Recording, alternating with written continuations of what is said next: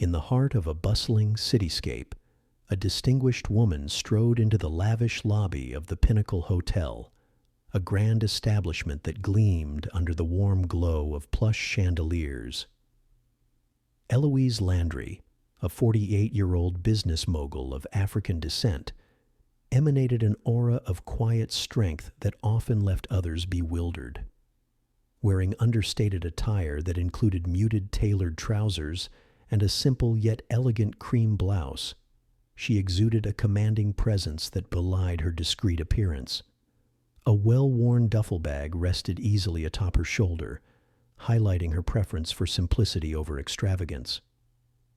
Eloise's strides led her past the ornate marble pillars, her loafers silent against the polished floor.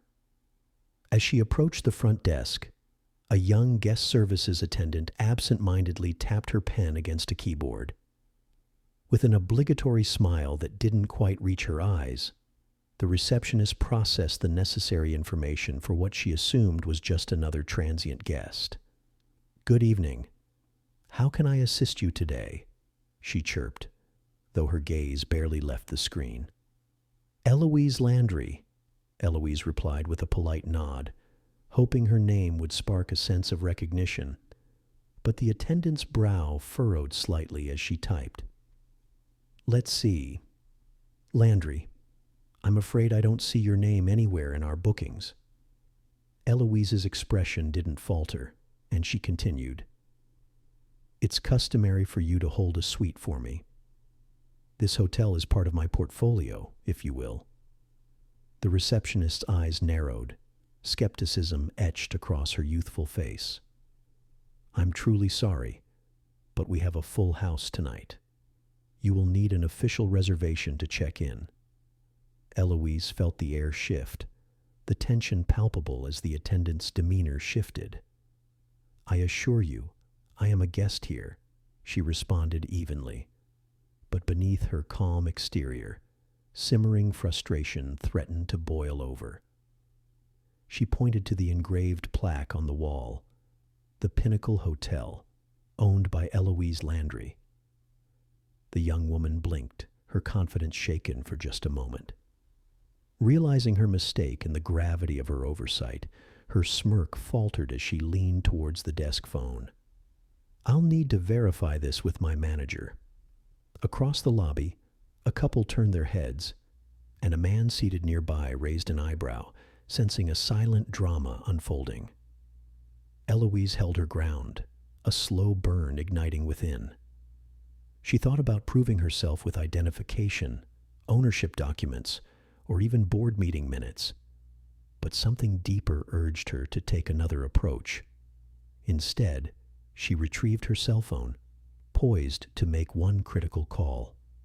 "Just a moment," she assured herself, the weight of previous encounters creeping back into her awareness. Eloise stood still, adopting a stoic demeanor as she dialed a familiar number, her voice composed as she succinctly stated her predicament. "I am being denied access to my property. Please resolve this." Time was suspended as she waited, conscious of the staff's furtive glances, the now pervasive uncertainty hanging in the air like smoke. Bursting forth from the back, a nervous-looking man, clad in an ill-fitting blazer and holding a clipboard, approached her. His name tag read, "David Wells, Assistant Manager," a title that seemed to weigh heavily on his shoulders. "Good evening," he began with forced exuberance. "I heard there's a misunderstanding." "No misunderstanding," Eloise interjected. "My name appears on every document associated with this hotel. I am here for one night, and I expect to be treated as such." David glanced around the lobby, and Eloise could sense panic gripping the entire team. The receptionist remained frozen, her fingers still poised above the keyboard, processing each detail with apparent horror as security began to loom in the background. They didn't approach aggressively, but their presence was undeniable, serving as a warning. Yet Eloise did not flinch. Her resolve was firm. She recalled her own past, the times she had to battle preconceived notions in corporate environments, throwing a quiet fire in her chest as she realized this was about much more than just her room. When David returned, he had the air of someone cornered. It seems there has been an oversight," he stammered, shifting his gaze to the uneasy staff. "But we're—" Eloise cut him off. "I'm not moving until this is resolved."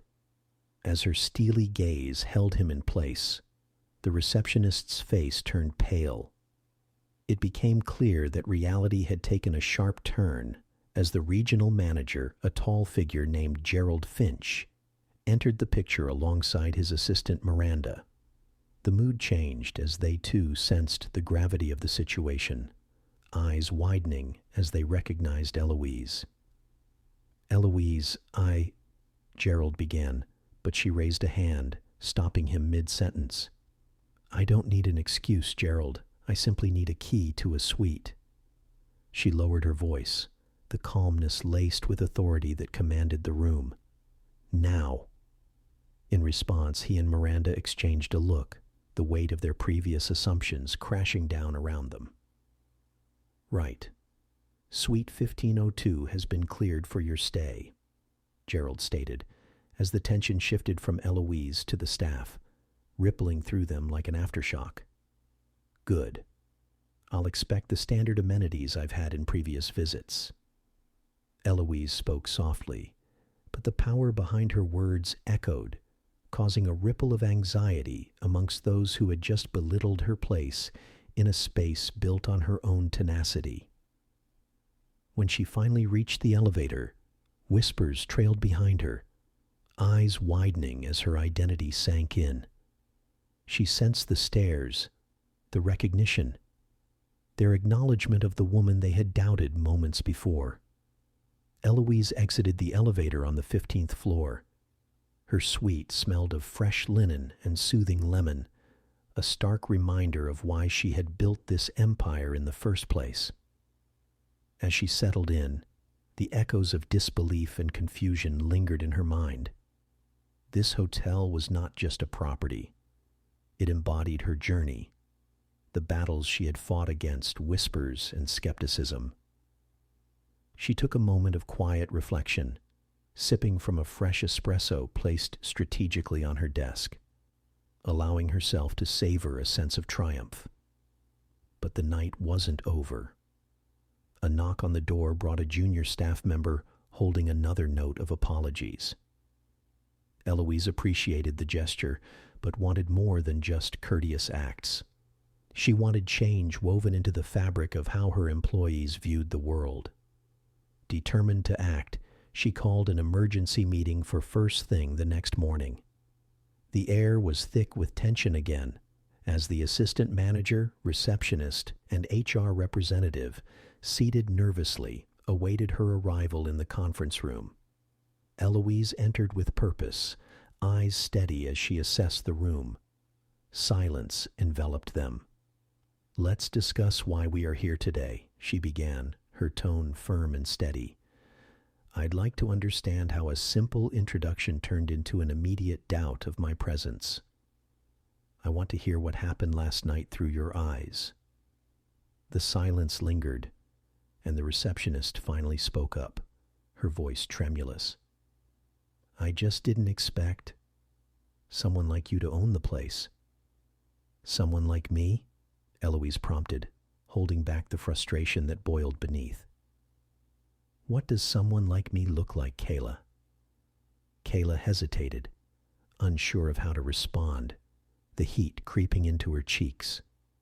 "I don't mean not like you. I mean, just admit it," Eloise interjected. "You think power looks a certain way, something polished and perhaps leaning toward a stereotype crafted through media, and when someone steps outside that box, they become invisible." Kayla nodded hesitantly, guilt washing over her. "I never thought about it like that.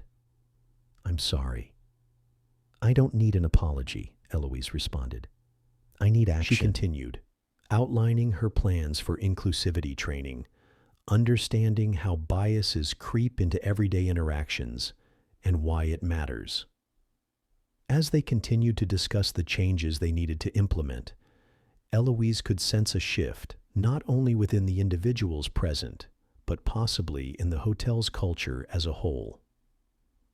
By the time the meeting adjourned, they had committed to a path forward.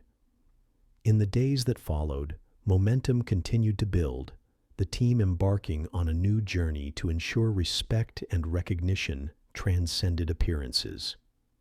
Each member was tasked with recognizing guests for who they were, not making assumptions based on preconceived beliefs.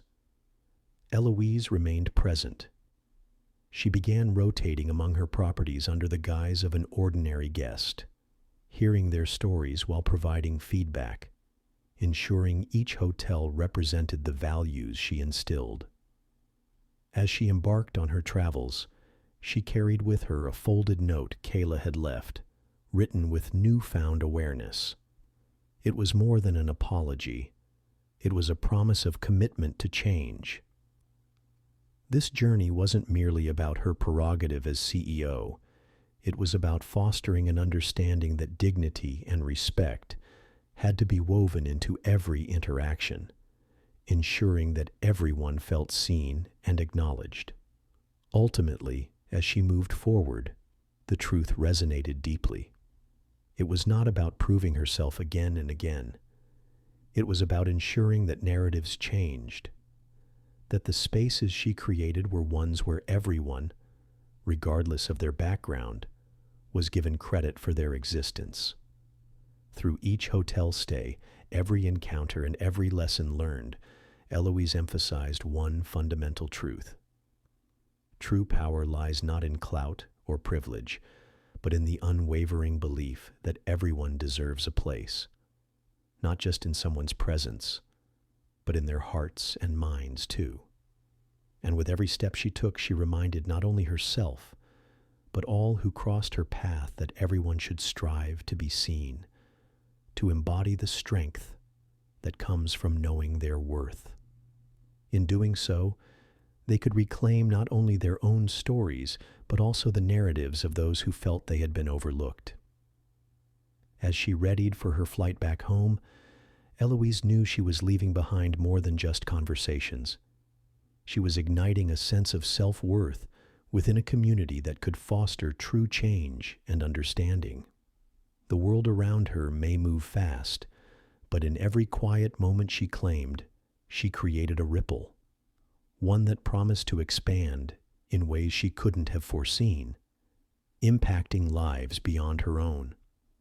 And in that realization, she found solace, understanding that the road ahead was less about herself and more about what could bloom from the seeds she planted along the way. Seeds of hope, dignity, and recognition for all.